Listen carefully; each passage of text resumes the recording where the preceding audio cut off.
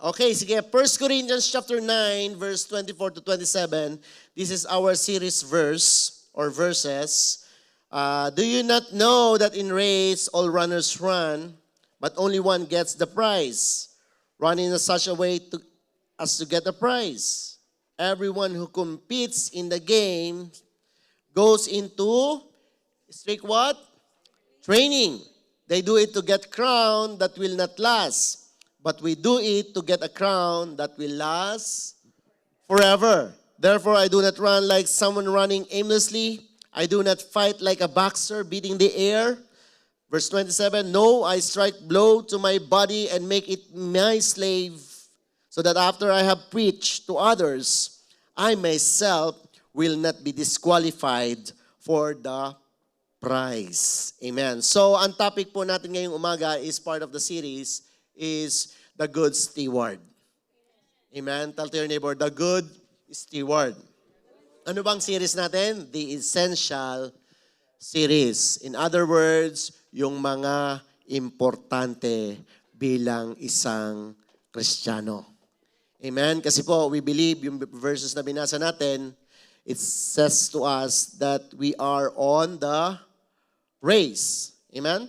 Tayo po ay nasa race. So being in a race or in a competition, we must strictly, ano yon? Sabi niya, train. No? Kailangan natin mag-training. So we have, ang part po ng training is, itong pong mga essential na to, para tumagal ka sa laban, una, kailangan mong merong ano ka?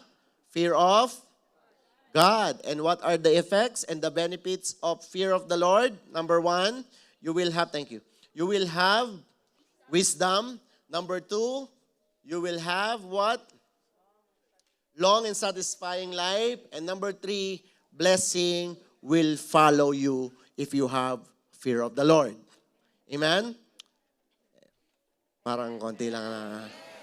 So anyway, the part of the essential for our walk with God is what? To become a good steward.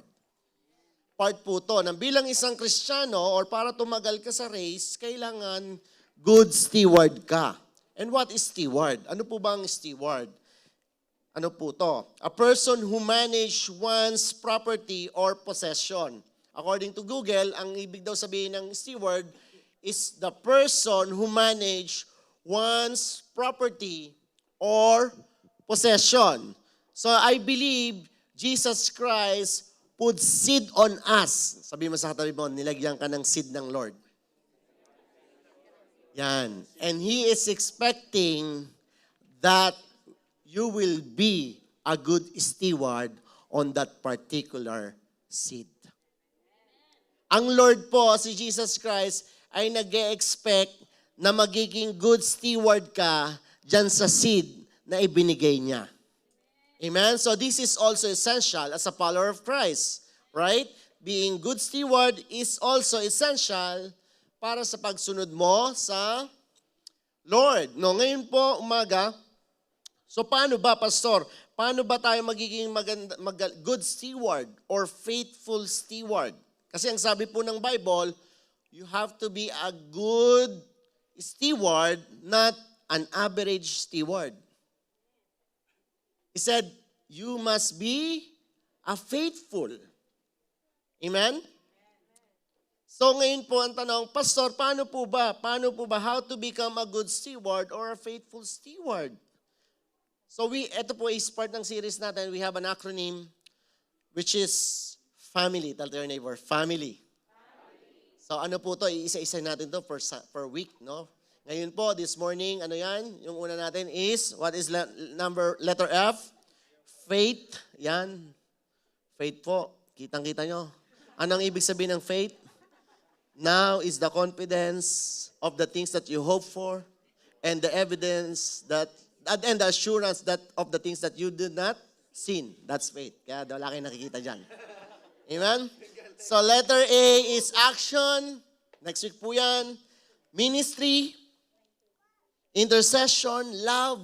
And what is why, Pastor? Knowing your why. Amen. It's also important.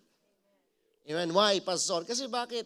Kapag hindi mo alam yung ginagawa mo, bakit ka nasa loob bakit ka sumali sa race or bakit ka sumusunod sa Lord, then for sure, hindi ka tatagal sa race. That's why you have to know your why. Amen? So that will be a part of the series. Amen? So lahat po ito ay essential. Tell to your neighbor that those are essentials in your life. Amen? Lahat po yan. So iisa-isa natin yan. So probably mako-cover natin ng April dyan. Yan, amen. At pag gusto pa ng Lord hanggang December na, no? I'm just kidding. So today we will cover what? Faith. Faith is very important for your walk in God. Importante po to. Bakit? Because it is impossible to please God without faith. Kaya importante, kapatid, faith is essential when you follow God. Naniniwala po ba kayo, kapatid?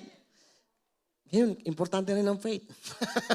Amen? That is why those people who don't have faith are not able to follow Jesus Christ right.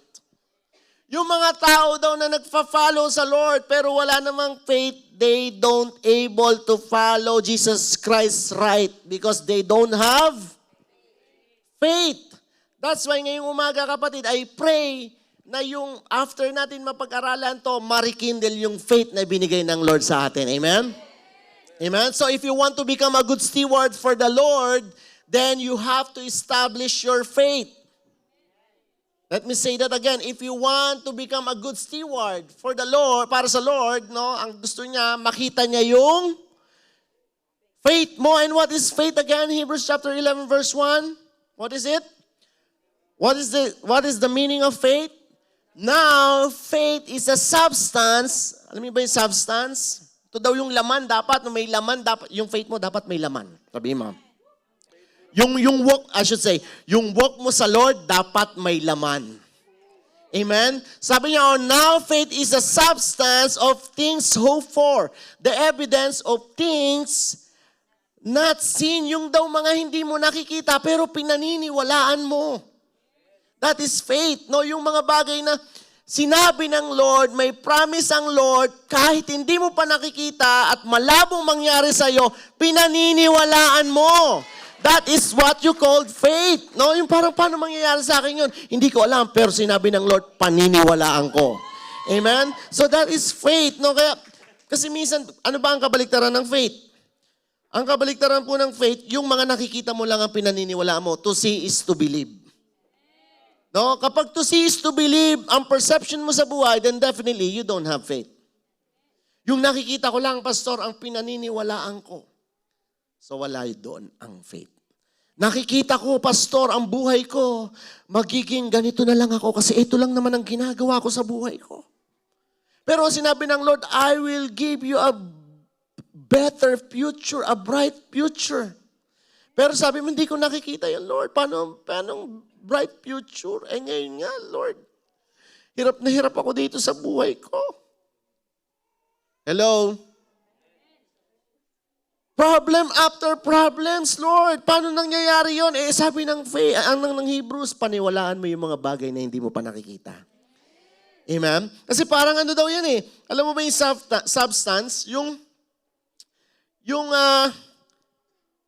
Ito yung nagbibigay ng strength sa isang foundation. Have you seen the foundation, yung hollow blocks lang, na walang cement at saka walang steel? Meron bang nagpagawa ng bahay, tinayoan lang ng hollow blocks, tapos wala siyang cement at walang steel?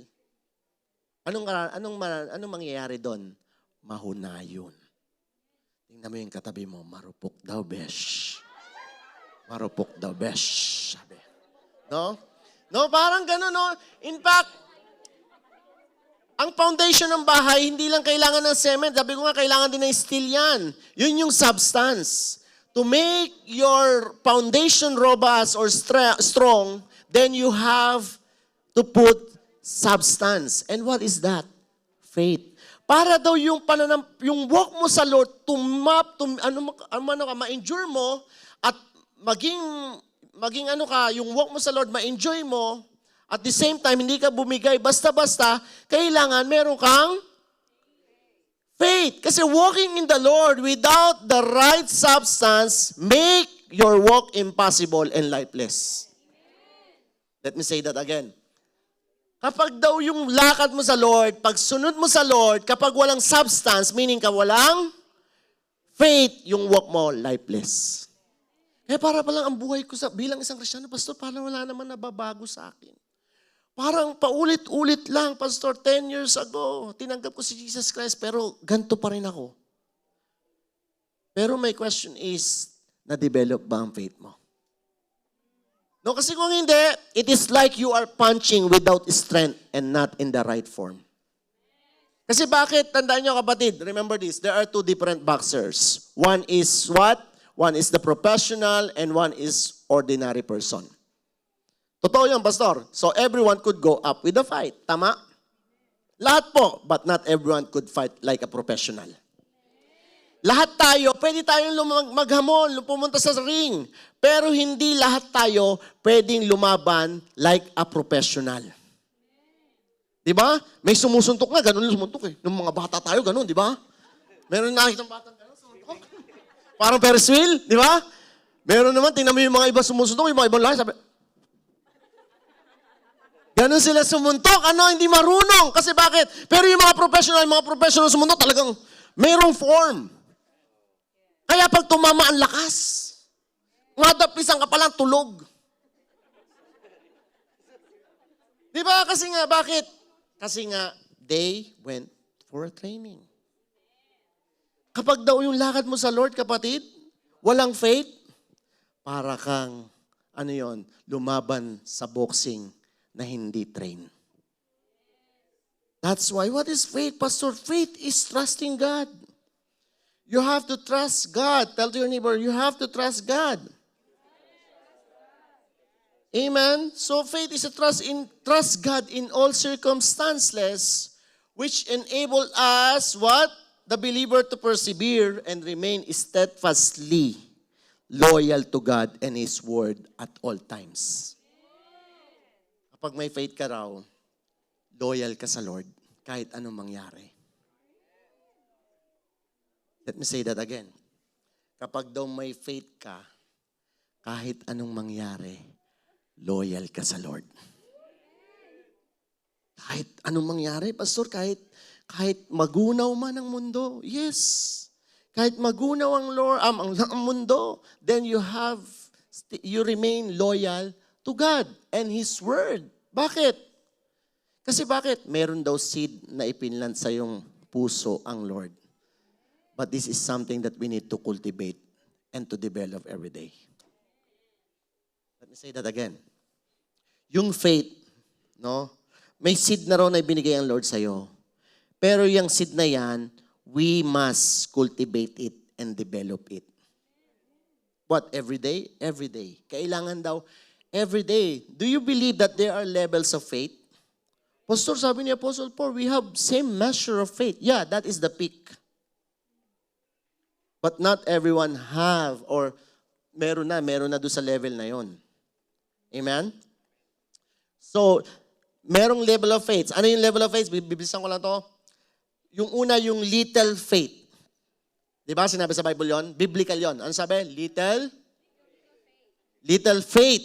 Anong ibig sabihin ng little faith? Almost no faith. Ang little faith pala, almost no faith. Ano yun, Pastor? Paano yun? I believe. Yes, I believe, Pastor, but.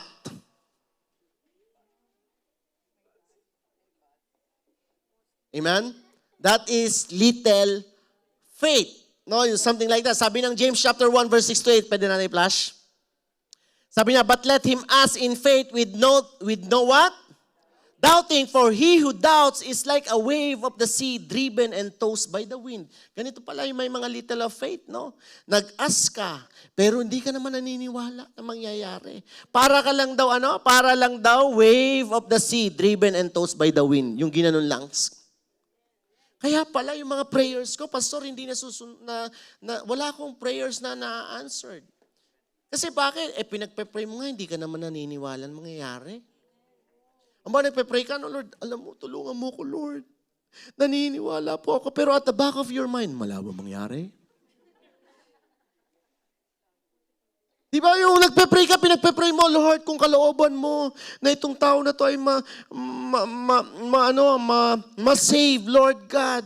I-save mo siya at kung hindi, Lord, hayaan mo na siyang masunog sa impyerno. Siyempre, kalooban ng Lord na ma-save niya ang bawat tao.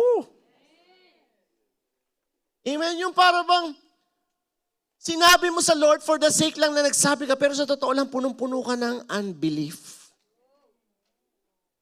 Hello?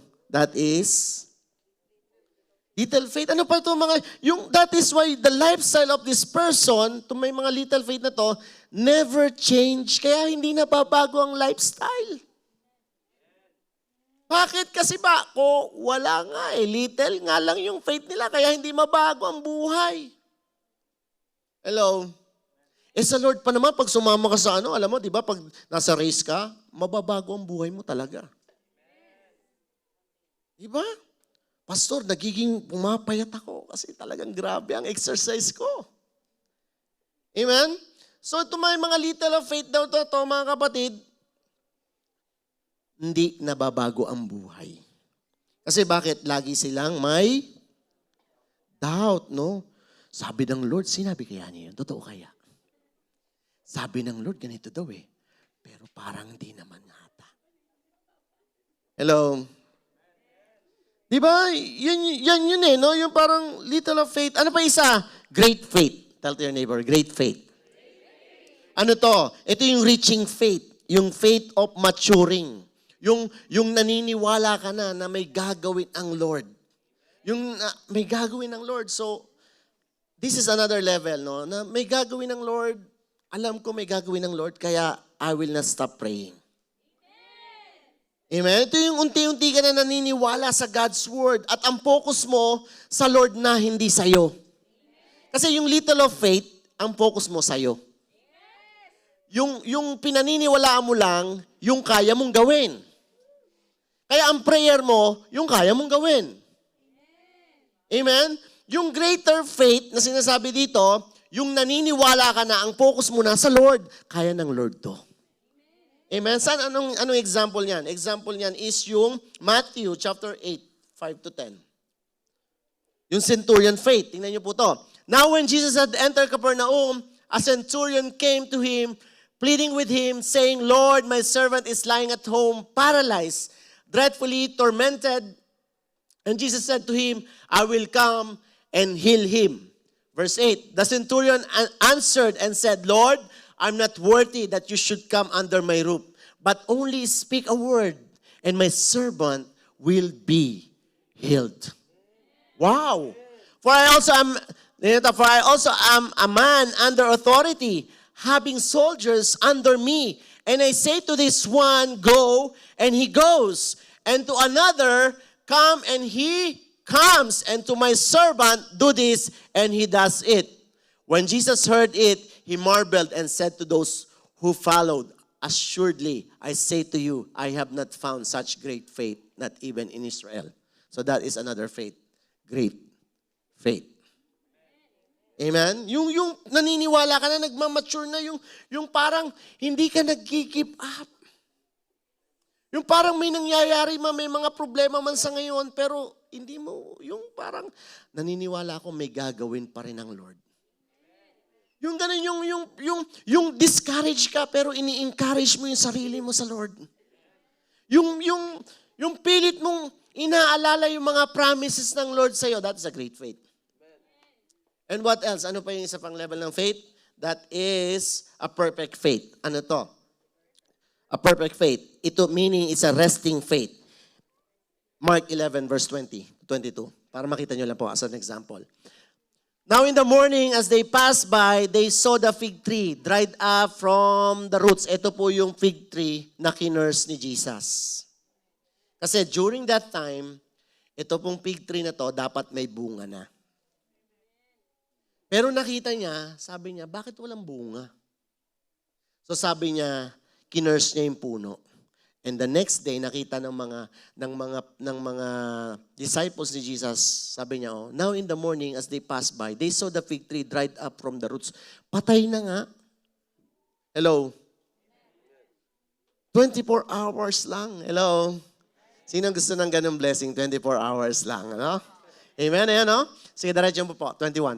And Peter, remembering, said to him, Rabbi, look, the fig tree which you cursed has withered away. Sabi niya, Jesus, ito yung kinurse mo. Last day, kahapon. Tingnan mo, withered na siya. And verse 20, so Jesus answered and said to them, have faith in God. That is the perfect faith. Ano to, pastor? Ano tong pagkakaiba nito? This is a done deal. Ano ibig sabihin na done deal, pastor? Parang yung nagbenta ka, done deal? Hindi. Ito yung pinag-pray mo, pinaniwalaan mo na tapos na, nangyari na. That is a perfect faith.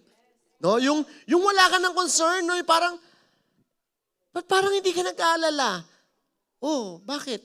Kasi lahat ng worries ko, binigay ko na sa Lord. Pinag-pray ko na siya at alam ko may gagawin ang Diyos dito sa sitwasyon ko. Alam mo yung story ng 3 babae rito na nagpatotoo? Di ba yung tipong wala na silang status pero nakakangiti pa rin? Di ba yung parang hindi sila nauubusan ng saya sa buhay? Di ba yung parang walang status, anytime pwedeng sipain? Lumabas sa bansa? Ano yung istorya nila? Na parang, pero tingnan mo sila, parang wala akong nakikitang bakas. Na parang nakatambay pa doon sa bahay namin, mga nakaganon pa sila. Sarap ng higa. Sabi ko, grabe ano. Kasi bakit? They prayed already. Sabi, pinag-pray na, done deal. That is what? What faith is it? That's a perfect faith. So, nangyari ba? Nangyari ba on the second day? On the third day? Hindi, ang tagal din naghintay nila. Pero pinaniwalaan nila, done deal yan. O di done deal. Sabi ng Lord, okay, done deal. That is the perfect faith, kapatid. Amen? Who wants to have a perfect faith? Yung wala, ang sarap ng ganun, no? Yung wala ka ng Lord, wala akong, ba't ikaw, 60 years old ka na, pero parang 30 years old ka lang. Kasi lahat ng worries ko, binibigay ko sa Lord. Yung parang, wow, no? Yung pakapal ang buhok mo. Sa kilikili. Kasi, hallelujah, no? So, yung parang, di ba nakikita mo na, wow, that is what you call perfect faith. No, yan yung mga level ng faith. So 1 Thessalonians chapter 1 verse 3 says, we are bound to thank God always for you, brethren, as it is fitting because your faith, tingnan niyo po to, sabi ni Paul, because your faith grows exceedingly. So it means, kapatid, ang faith mo talagang nag-grow yan. Pero may gagawin ka. Amen? Nag-grow yan. The reason why baka kaya stagnant ang faith mo ngayon because wala kang ginagawa sa faith mo. So hindi ka nagiging good steward para sa Lord. Amen? Kasi sabi rito, sabi niya, because your faith grows exceedingly. Alam mo ba yung nag-grow yung faith mo? Yung mga bagay na hindi mo naiintindihan noon, ngayon naiintindihan mo na. Pero kung noon, hanggang ngayon, hindi mo pa rin naiintindihan, may problema sa faith mo. Hanggang ngayon, ganun ka pa rin umarte, ganun ka pa rin mag-handle ng problems, then definitely, there is a problem. Parang yung isang tao na nagkaroon ng sunog at kinakalma niya yung mga tao, don't panic, don't panic, don't panic, don't panic, don't panic, everything is under control. Don't panic, pero siya ang panic na panic. Di ba parang hindi nagja-jive yung inaarte niya sa sinasabi niya.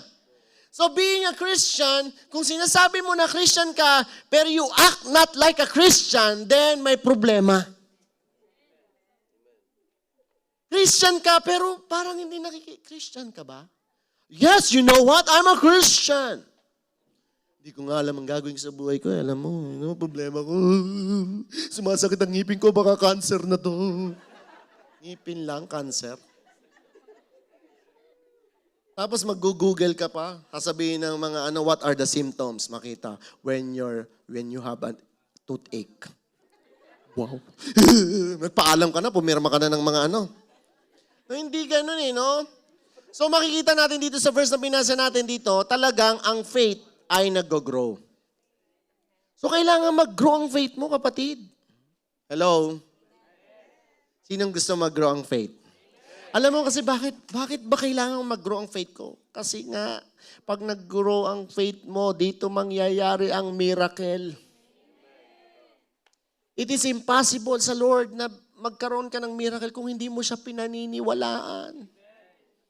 Amen? So Pastor, how do we grow our faith? Number 1, 2 lang po. Okay ba kayo yan? 2 lang tayo ngayon? Number 1, ano ito? By soaking. What? Anong soaking, Pastor? Soaking? Come on, mga soaking? Yun ba yun? By soaking in the Word of God. Kailangan, kapatid, bumabad ka. Saan? Sa Word ng Lord. Kasi paano ka magkakaroon ng faith kung wala kang alam na Bible verse? Hello, kapatid? Ang sabi ng Romans chapter 10, verse 17, so then faith comes by hearing and hearing by the Word of God. So it is possible to grow your faith if you don't soak with the Word of God. Di ba? Parang ganun lang yun no? Hindi. Imposibleng lumalim ka, imposibleng magkaroon ka ng faith kung hindi ka nagbababad sa word ng Lord. Saan ka nagbababad? May pananampalataya ako doon sa vlogger na pinapanood ko lagi, Pastor. Doon nga sa vlogger, naniwala ka. Bakit? Kasi lagi ka nagbababad sa kanya. Kaya I remember yung mga, minsan nanonood ako nung may mga nagbablog ng gym, paano magbuhat ng shoulder na tama. Sa daming nagbablog na ganun, bakit pinaniniwalaan ko yung isang pinapanood ko? Kasi nga nagbababad ako sa kanya. Hello? Kaya dapat, kapatid, para lumalim ka raw, maiba yung faith mo, kailangan mong magbabad saan? Sa Word ng Lord. It is difficult to become mature if you don't meditate the Word of God. Imposible, kapatid, na ikaw ay maging matured kung hindi ka magbababad sa Word ng Lord. If you don't hear the good news about Christ, it has not become possible for you to grow. Alam niyo ba, when we talk about Jesus, it is a good news. Good news siya, kaya dapat lagi kang excited pag may mga gawain ng Lord. Yung tipong spring forward, nauna ka pa rin gumising sa alarm clock mo. Di ba, naunahan mo, alas 3 pa lang pala. Tapos pagdating mo sa church, dilat na dilat ka, parang hindi ka natulog. Yung excited ka sa mga, alam mo kasi naniniwala ako, kapatid, yes, may personal time ka, nagbabasa ka ng Bible, pero you also, maganda rin na nakakarinig ka, natututo ka sa mga ganito, ito yung corporate na tinatawag. Kasi bakit? Dito, mas na wow, oo nga, ba't di ko naintindihan yon? Amen? So that's why ito mga gato, mahalaga to kasi dito ka lalalim, Dito mo ma-hear ang good news. Amen?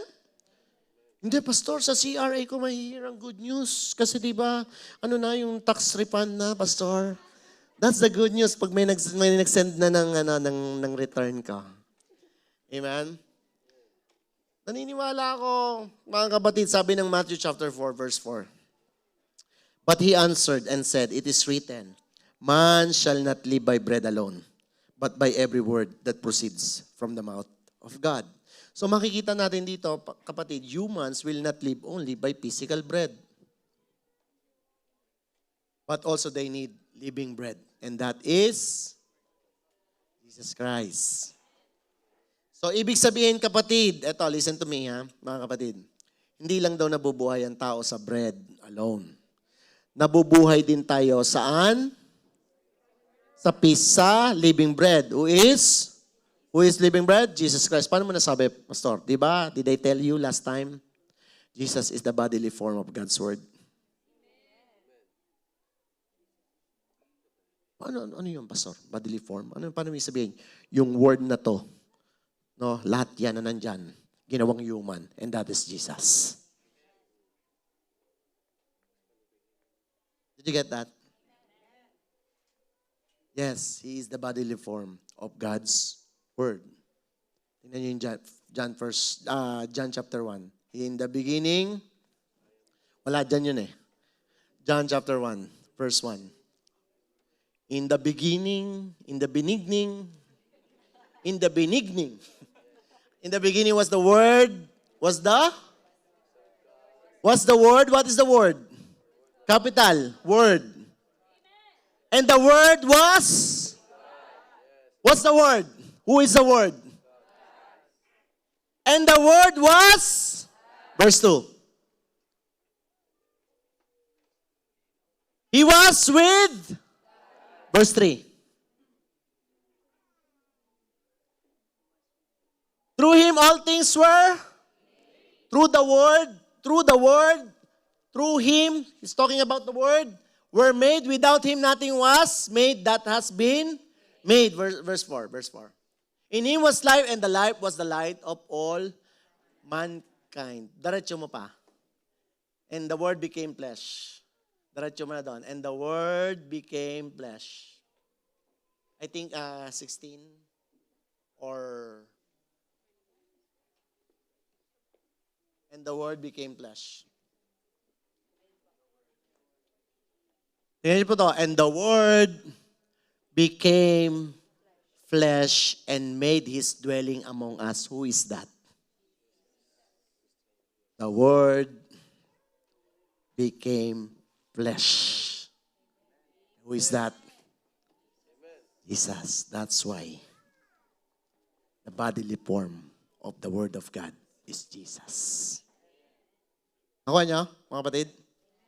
Amen. Parang, prove me. No, amen, mga kapatid? So, kaya po, mga kapatid, dapat nagbabasa ka ng Bible. At saka, hindi lang po yun, no? Hindi lang po yun. Kasi, kapatid, no, titingnan mo, yung, pastor, paano kung magaling ako sa Bible? Being well-versed in the Bible is not complete without relationship with Jesus Christ. Hindi lahat na magaling sa Bible may tamang relationship kay Jesus Christ. Amen? One of the parameters of being good in the Bible, meaning it determining how deep is your relationship with Jesus Christ. Amen? Para ma-determine daw na magaling ka sa Bible, dapat maganda ang relationship mo kay Jesus Christ. Kasi ang daming magaling sa Bible, pero tingnan mo yung relationship nila kay Jesus Christ. Hello? Diba mga kapatid? So God's Word is the faith food. Let me say that again. God's Word is what? It's a faith food.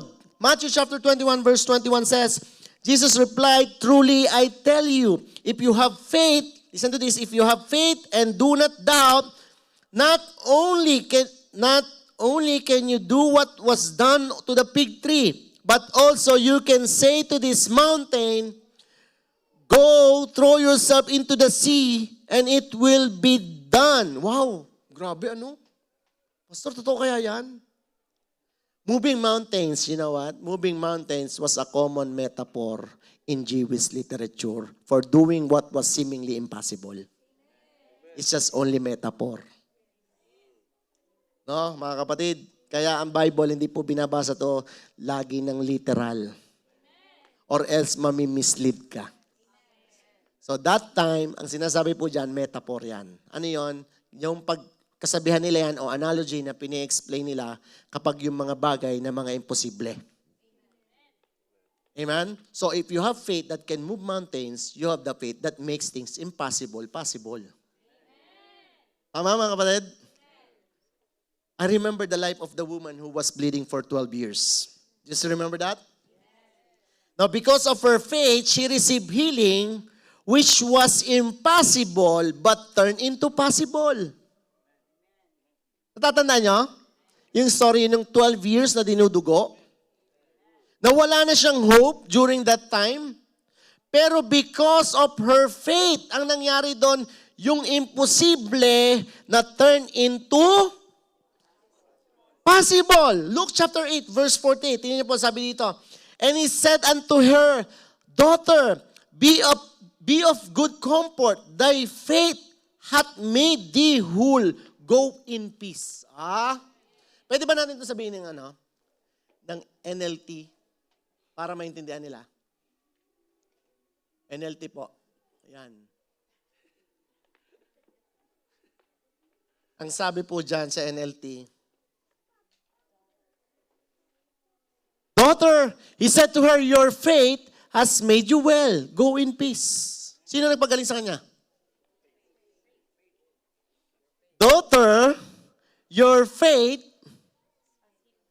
has made you well.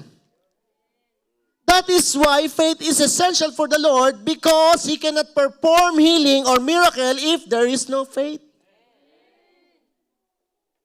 Kapatid, He cannot release the blessing. Pastor, He is a powerful God. Yes, I know.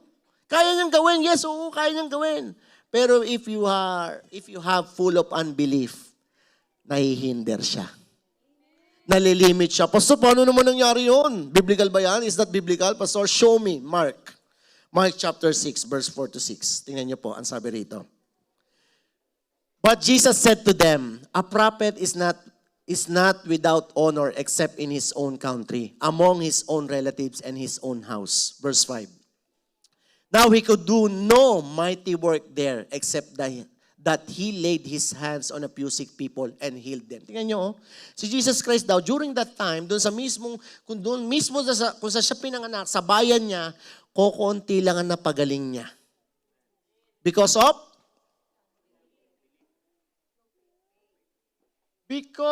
sabi niya, now he could do no mighty work there except that he laid his hands on a few sick people and healed them. Verse 6. And he marveled because of their what? Wow. Unbelief talaga ang nakakahinder. Wala ka kasi parang, wow. Wala. Sabi ni Jesus, konti lang napagaling ko doon. Bakit walang naniniwala eh? Walang naniniwalang miracle worker ako eh. Kasi tatandaan nyo, pag si Jesus sa pinag-uusapan, it's all about faith. Your salvation is about faith. Diba? It is by grace you have been saved through what? Through doubts? Through faith. So lahat, it speaks about Jesus, is about faith. Dapat pinaniniwalaan mo, Pastor, paano gusto ko yan ma-develop ang faith ko. Then, you have to soak. What? Ano po? Kapatid, are you still with me?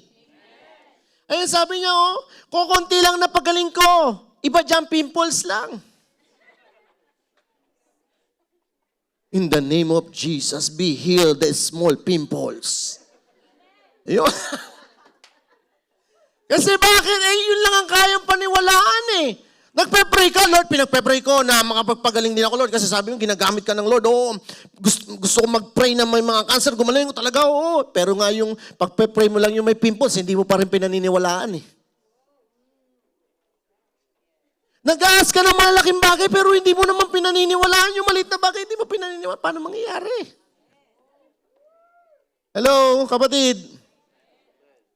Kaya mahalaga to, sa pag-book mo sa Lord, kasi alam mo, pag wala kang faith, magkaroon lang ng problema, ayawan na. Ayawan na, uwian na. Totoo yun, magkaroon ka, Lord, akala ko ba, pag ibinigay ko ang buhay ko, Lord, akala ko okay na, heaven na. Gusto mo heaven na? Heaven na talaga yun. Di ba, Lord, akala ko walang po. Sino may sabi? Kailangan pang baguhin ng Lord ang ugali mo, kapatid. Yung ugali ko, Pastor, babaguhin niya. Bakit? At tagal ko iningatan to, 10 years. Babaguhin lang ako ng Lord. Kapatid, kapag hindi ka na bago, then meaning walang transformation. Paano nababago? Sa pagsunod. Through what? Through faith. Kaya hindi lumalago. Bakit? tandaan nyo kapatid, ang faith, kung ano yung nasa loob mo, yun ang lalabas sa physical mo. Yung faith, nasa loob yun. Amen? Kapag hindi lumalabas yun, kung ano lumalabas sa katawan mo, then definitely, yun yung nasa loob mo. So number 2, ano po yung number 2, Pastor? Exercise your faith. Food will nourish you, that is for sure. Food will nourish you, no? But when you don't exercise, you'll become fat and won't benefit from the vitamins. Di ba kumain, tingnan nyo ha, kapatid. Bigyan ko ng example. Ang word ng Lord, vitamins yan, that is for sure. Pero ine-exercise mo rin dapat yan. Or else, matataba ka. Hello? Tingnan mo yung mga nag-gym. Hindi pwedeng protein lang ng protein yan, walang gym. Sino yung mga nag-gym dito? Yung mga isang beses na nag-gym. Tapos kung maglakad ganun. Oh, sorry. Tingnan nyo kapatid ha, kahit uminom ka ng protein, at kapag hindi mo ibinuhat yan, useless yan, tataba ka lang dyan, magmamas ka. Amen? Kaya walang benefit from that. Kaya nga, faith that cannot be tested is the faith that cannot be trusted. That's why yung faith na na-develop, sinabi ng Lord, ganito, pero hindi natetest, hindi mo ina-exercise yung faith mo. Kasi bakit? You are afraid. Walang faith, ibig sabihin. Sinasabi ng Lord sa'yo, pero hindi mo ginagawa. Bakit? Bakit? Because, Pastor, kundi mangyari. Sinasabi ba talaga ng Lord, gawin ko to? Kung hindi po, Pastor, ano mangyayari sa akin? Hello? Kailangan matrust yan, matest yan, kapatid. Imagine niyo, no? If the woman who had been bleeding for 12 years had not taken the step of faith, ano mangyayari? No, she would not receive healing. Tingnan niyo, yung pinag-uusapan natin na 12 years na babae na dinudugo, kung hindi siya nag-initiate, kasi bigla na lang ba siyang gumaling? May proseso yung kapatid. Walang may istorya. If you really know the story about that woman, hindi siya basta-basta gumaling doon. May ginawa siya. Ang in-exercise niya yung faith niya doon. Nakakaya niyo kapatid? Kung hindi niya ginawa yun, then definitely she would not receive any healing. But I want you to know, no? To take the step of faith will require a lot of sacrifices and courage. Ulitin ko. Pastor, gusto kong i-exercise ang faith ko, then it will require a lot of sacrifice and courage. Talaga ba, Pastor? That's why, Pastor, ayokong i-exercise ang faith ko. Kasi I'm not ready to sacrifice. Alam niyo ba, this woman risked everything when she touched the hem of Jesus Christ. Ni-risk niya ang buhay niya rito. Hello? Etong woman na bleeding for 12 years, bago niya maabot yung hem ni Jesus Christ, noon, ni-risk niya ang buhay niya. Let me say that again, buhay pala usapan doon No, buhay.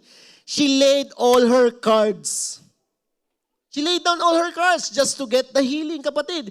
Binigay niya lahat ng cards niya rito. Pati bato. Alam niyo yung pati bato? Alam niyo ba yan, pati bato? Yung kapag naglalaro kayo ng text, taya na lahat, pati bato. Lahat-lahat na, binigay na niya. Wala na siyang isinave dito, no? Ni-risk niya lahat just to receive what? Healing. So now, this is my question. How many of you are willing to lay all your cards for following Jesus? This morning, this is my question again. How many of you are willing to lay all your cards for following Jesus Christ?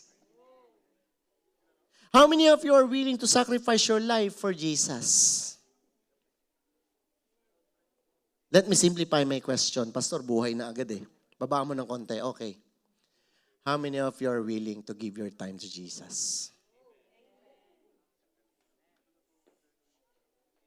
How many of you are willing to do the trade? Yung ipagpapalit mo yung buhay mo. Yung lumang buhay mo sa bagong buhay. How many of you are willing? Sino yung willing na, wow, kasi itong babae na to, nirish niya lahat eh. Kasi after that, alam mo, pwede siyang mamatay, pwede siyang patayin, kasi nga may sakit siya. During that time, yung kultura nila, no, I'll give you some context. No?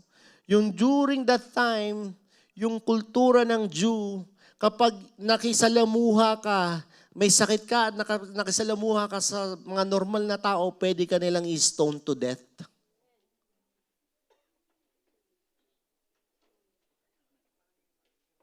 Imagine niyo si Jesus, kung nasa si Jesus, punong-puno lagi ng crowd. Amen? Pero itong babae na to, she was willing, no? Na-risk yung buhay niya para magkaroon lang siya ng kagalingan. Amen? So, sino ngayon ang tanong ko, grabe, pag pala gusto mong i-exercise ang faith mo, kailangan may sasacrifice ka. Hello? At tumahimik ang lahat. Matthew chapter 10 verse 39 says, if you cling to your life, you will lose it. But if you give it up for me, you will save it. Linaw po niya. Sabi ng Lord dyan, kung hahawakan mo ang buhay mo, lalong mawawala yan. Pero kung ipagagamit mo sa akin, you will save it. Worth it. Amen? So I believe there are many reasons why people don't have the right faith in Jesus. And one of them is they aren't willing to surrender their time and life to God. Yun ang isa dun eh, di ba? Hindi natin kayang isurrender yung oras natin at ang buhay natin at ang lifestyle natin sa Lord. That is the only reason, one of the reasons na hirap tayo yung exercise yung faith natin. Because following Jesus requires you deny yourselves. Remember? You have to deny yourselves, take up your cross every day. Anong ibig sabihin nun, Pastor? In other words, following Jesus requires you to change the sequence. Following Jesus requires us to change the sequence. Anong sequence? From taking the lead to following the lead. Ano yun ibig sabihin, Pastor? Di ba ngayon ikaw ang nagtitake ng lead sa buhay mo? Pag sinurrender mo ang buhay mo kay Jesus Christ, mababago ang sequence niyan. You will follow the lead. Nino ni Jesus. Ang leader mo na si Jesus.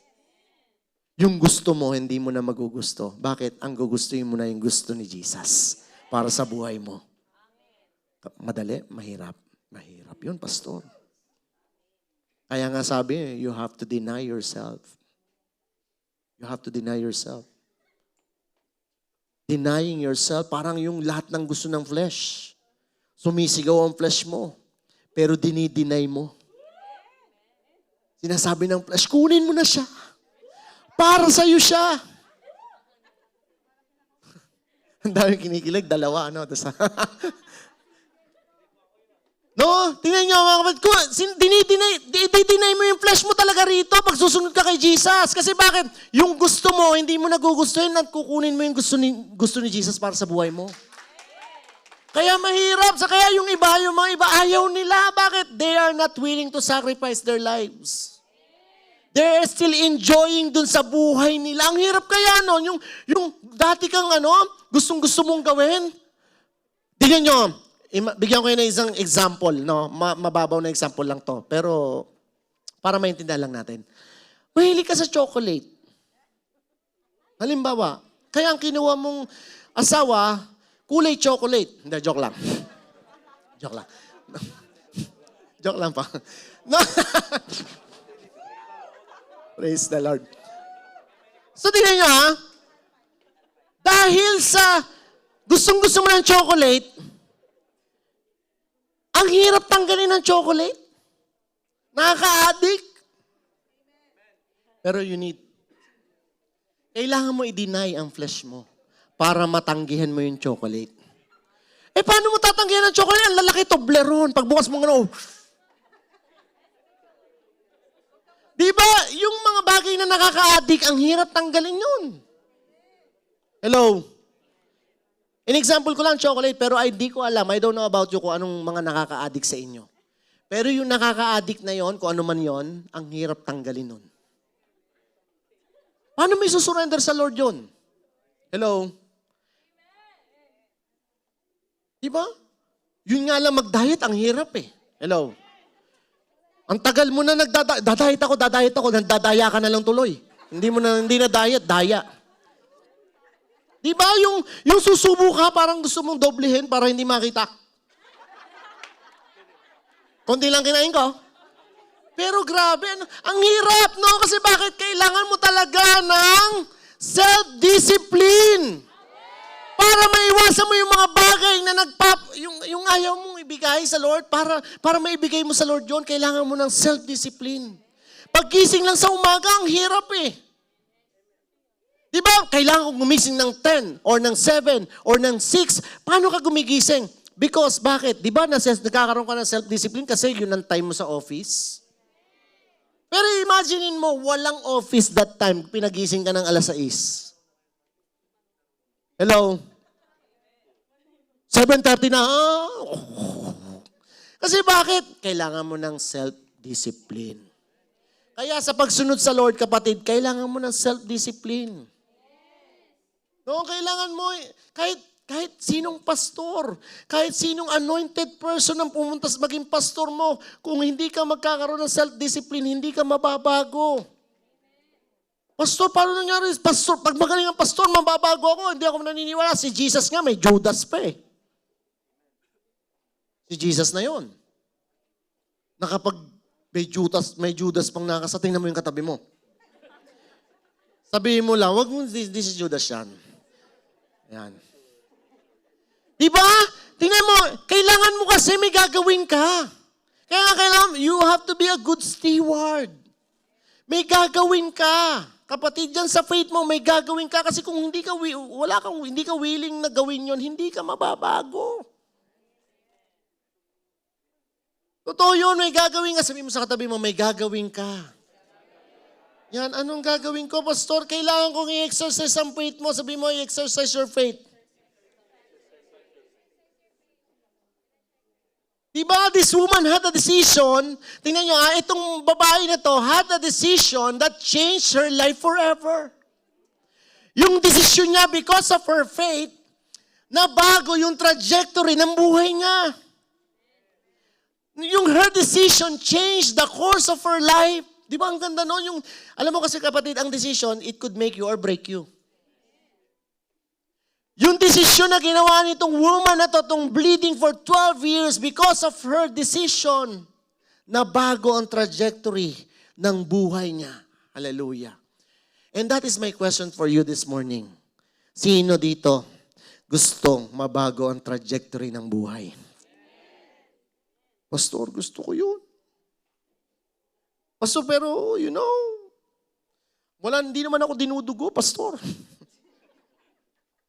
Maybe you're physically healthy, but your spiritual life has been bleeding for how many years already? Diba? Physically healthy ka, pero yung spiritual life mo, bleeding to death. Hello? Spiritually healthy, pero your spiritual life is bleeding to death. Wow. Sumisigaw yung soul mo, no? I need help. Sino ka, no? Isipin mo, kala mo healthy ka. Hindi naman ako dinudugo, Pastor. Hindi ka nga dinudugo, pero kaya pala wala kang faith kasi yung soul mo. Diba? Yung soul mo, kailangan ng right medicine. Kagaya nitong, like this woman. No? Itong woman na to, kailangan niya ng tamang doktor para gumaling siya, kapatid. Hello? Ano nangyari? Di ba, many doctors, hindi siya napagaling eh. Ang daming doktor. Ang daming doktor na tumingin dito sa babae na to, pero hindi siya napagaling. Ang sabi ng Bible, instead na gumaling siya, lalo siya naging worst. I still have 50 minutes. No, I'm just kidding. 10 minutes.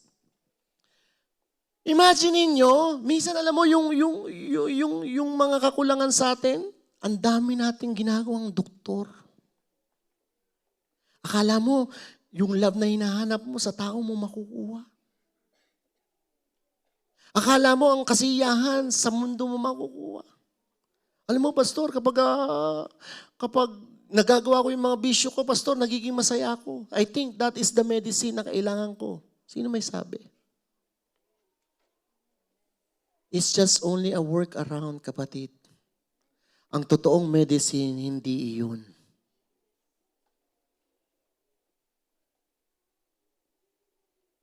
Tingnan mo itong babae ito, instead of getting well, she would become worse and worse every day. Diba? Sabi ng Bible yun? Basahin nyo na lang yun sa Luke yun. Sa Luke.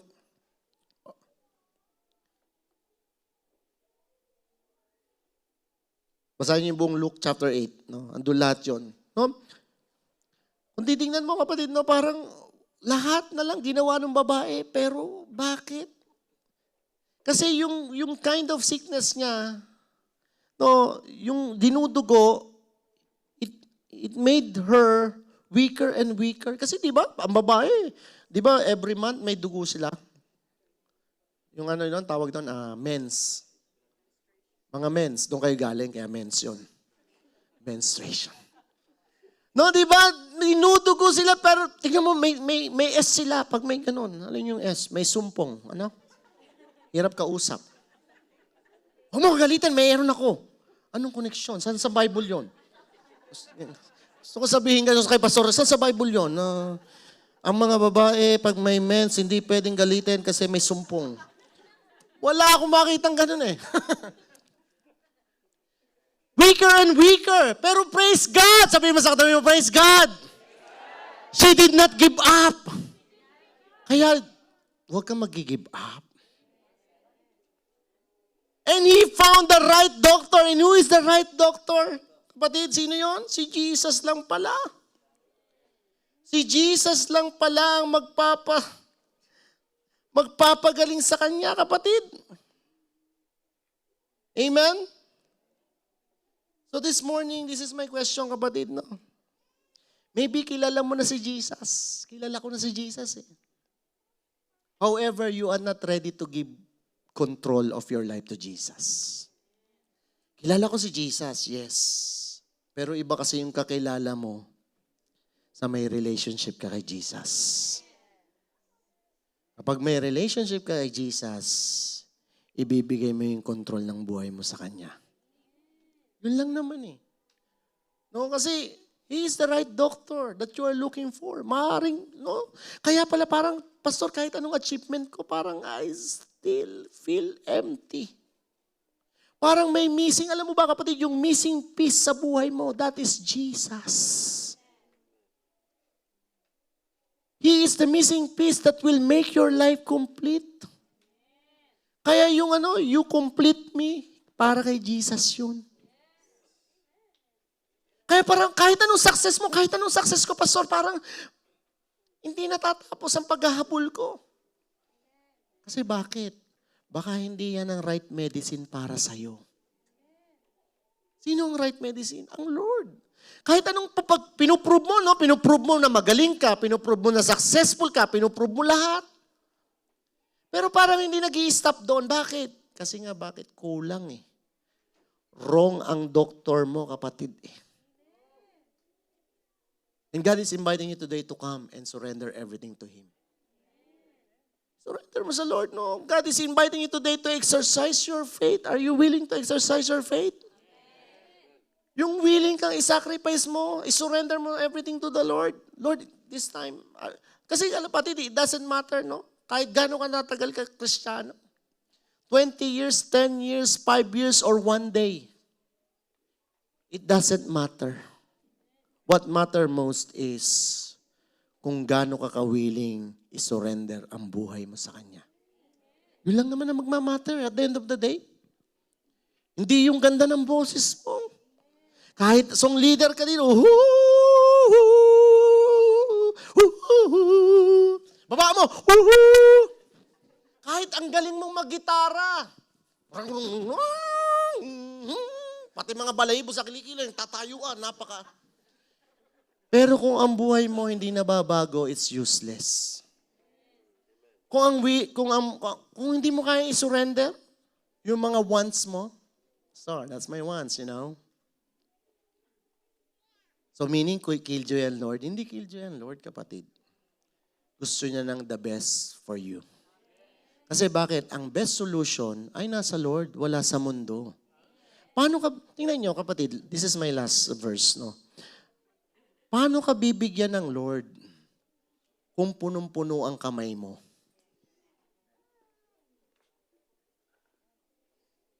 Pinabibitawan ng Lord sa iyo yan kasi para mahawakan mo yung binibigay niya sa iyo. Hindi mo kayang hawakan yun. Kung sabay-sabay ka, dala-dala, remember si Joshua, kunin mo to, kapag magano kami, pag bababa kami, ang dami niyang dala ang dami ko rin dala. So hindi ko kaya lahat hawakan yun. Kasi bakit? Puno na yung kamay ko. Amen? Ang Lord kaya pinasusurrender sa iyo yan kasi mayroon siyang best para sa iyo. At kung hindi mo ibibigay yan because you don't want to exercise your faith and you don't want to take the risk, then paano mo makukuha yung best para sa iyo? May picture nun May, yung si Jesus, kinukuha niya yung teddy bear na maliit doon sa bata. Sabi ni Jesus, give that to me. Sabi niya gano'n. Kasi sa likod ni Jesus may nakatagong malaking teddy bear. Sabi niya, give that to me. Sabi ng bata, no, Lord Jesus. Sabi niya, that is for me. Hindi mo alam, kapatid. Dahil sayang. No, ang tagal ka nang dinidil ng Lord na bitawan mo. Dapat noon mo pa nakuha yung pagpapala na the best para sa'yo. Hello? Di ba kasi ganun ang Lord Tingnan mo, kaya nga sabi ng Lord, ini-invite ka niya sa Matthew 11 verse 28 to 30. Paki-post, po. Tingnan niyo, sabi nito ng Lord, Then Jesus said, come to me, all of you who are weary and carry. Di ba invitation tong come? The word come, kapag may narinig ka ng come, that is the word of invitation. Ini-invite ka ng Lord Ang sabi niya, lika na. Sabi niya, lahat ng pagod. Sabi niya, who are weary and carry heavy burdens, and I will give you rest. Tingnan niyo, makipag-trade ka. In other words, sinasabi ng Lord, i-trade mo sa akin yan, bibigyan kita ng kapahingahan. Bakit kailangan mo paglaban sa sarili mo kung meron namang the best ang Lord para sa'yo? Trade! Kasi nga, bakit? When you trade, what? You will surrender everything. To ganito, the Lord said, just trust me. But I love it, God. I don't know kung ano ito, kapatid. Ano itong teddy bear na to sa'yo? And I want you to know, ito ang tinatanggihan mo. Kasi bakit? It takes faith para ibigay mo yung dapat isusurrender ko na, Lord. Kasi bakit? Ayoko na. Take the lead, Lord. Sino yung willing na mag-exercise ng faith ngayong umaga? Can we all stand up? Pakidiretso po yung verse. Ang sabi po rito, for my yoke is easy to bear. Tingnan niyo po, nakikipag-trade ang Lord. And the burden I give you is light. Come to Jesus. He's inviting you this morning. And if you want to develop your faith, you will answer the call of Jesus for you today. Amen? Are you willing to trade your problems for His protection? How many of you are willing to trade your problem to His protection? How many of you wants to trade your worries to worship? Trade your burden to God's promises. What is your burden this morning, kapatid? Trade it to God. Thank you so much for watching this video. Do me a favor, please subscribe the channel and hit the notification bell so you will always receive notification when we upload a new video like this. This will not cost you, but will help me a lot to spread the good news to other people. Thank you and see you again next video. Remember, let's win the world for Jesus.